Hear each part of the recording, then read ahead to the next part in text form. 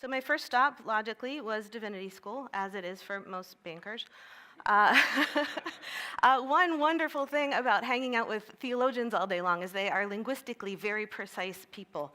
And so one of the first lessons that I happened upon was a very vibrant discussion about the root words of bravery versus courage.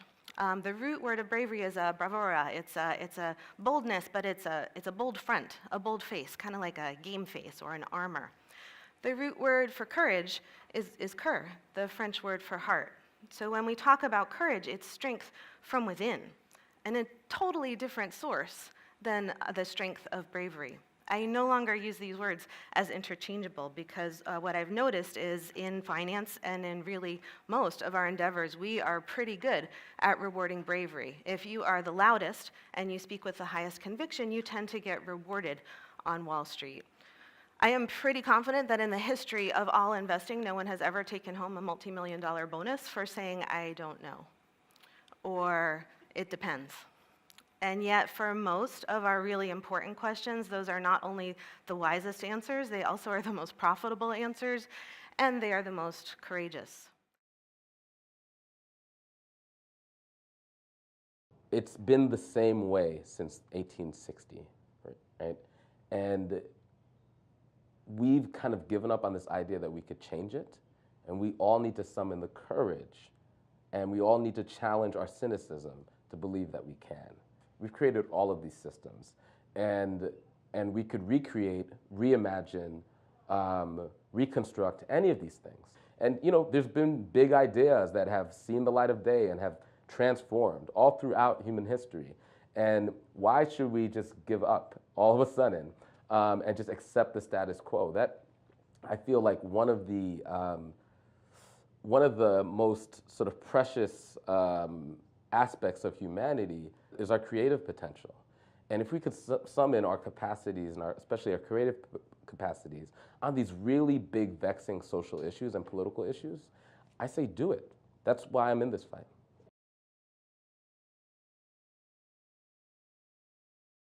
I feel that courage is this idea that you're going to take on something that you don't quite know what lies on the other side.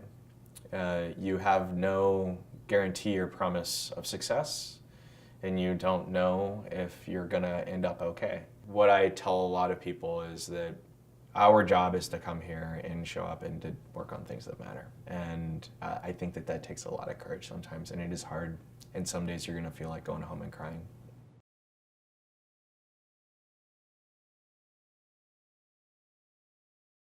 I do what I do because our leaders need to be courageous in ways that they aren't currently. And courage requires that you know how to be vulnerable and that you are willing to be uncomfortable and to sit in it. And as one of our fellows once said, it's courage is speaking even when your voice shakes. Courage is making the hard call when it's unpopular, but it's the right thing to do. And what motivates me every day when I get up in the morning is the opportunity to prepare a new generation of leaders with the comfort with discomfort and the willingness to be curious and vulnerable that underlies true courage and resilience. I think we're seeing a moment in America, and I think in the rest of the world, where I think courageous stories of courage and bravery need to be celebrated. We give so much airtime and so much of our attention to negativity and rumor and innuendo and scandal, and we barely give enough time to powerful stories, particularly, by the way, stories of courageous women. I think we can no longer, I don't think the world, with what is happening with fake news and this cacophony of noise in our media landscape, we cannot afford to be complacent citizens that will just simply let the world, just create a narrative for us and we will just live our roles out in it. We have to be proactive citizens. We don't have a choice.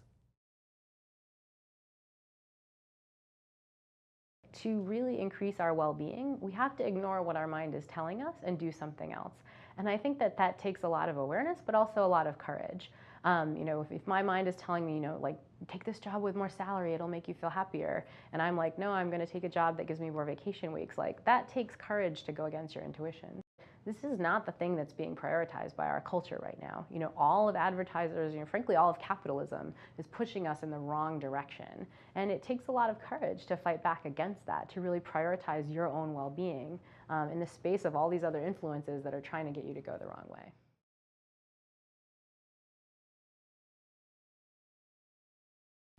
Trans-Neptunian planets, objects beyond Neptune, have been proposed over the last 170 years, probably about 20 times. And all of these proposals, starting with the infamous proposal of Planet X in 1915, were all wrong.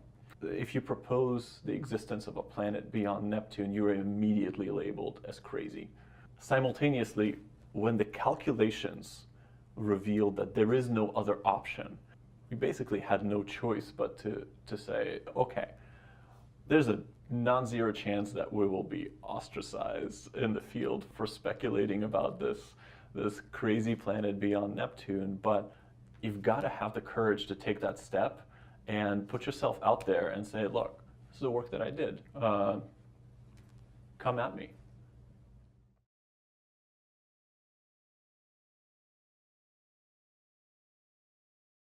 It's about getting out of your comfort zone. That's what I feel courage is, where you just do something which is a bit out of the extraordinary, a little bit out of what you'd normally do. Young people are quite in tune with what's going on in the world, and they have heightened emotions. They feel a sense of a duty towards changing it a lot of the time, especially when they're at college age and university. They want to see how they can make a change. It seems like the only people that address young people's issues are extreme groups, and I'm trying to create that alternative that actually other people are listening as well. You just haven't seen them yet.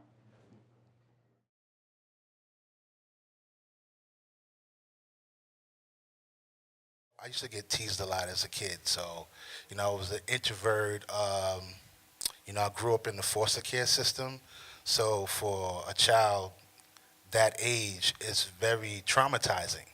So I think music was kind of like my cocoon. It kind of sheltered me. It kind of gave me that courage, that ability to say, okay, I have a voice too. But I had a little squeaky voice when I was a kid. So people teased me about my voice, so I always hated my voice. So I used to imitate cartoons. I used to make people laugh. I used to always, this probably was in high school. I used to have these characters called Baby Lips.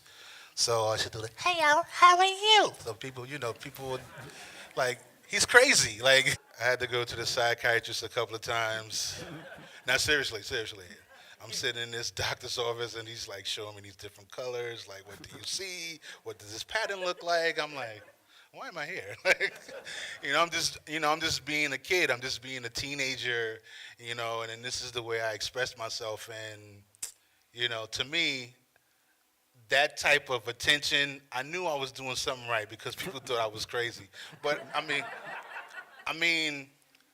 but you have to have that type of courage to kind of go against what everyone thinks you should do.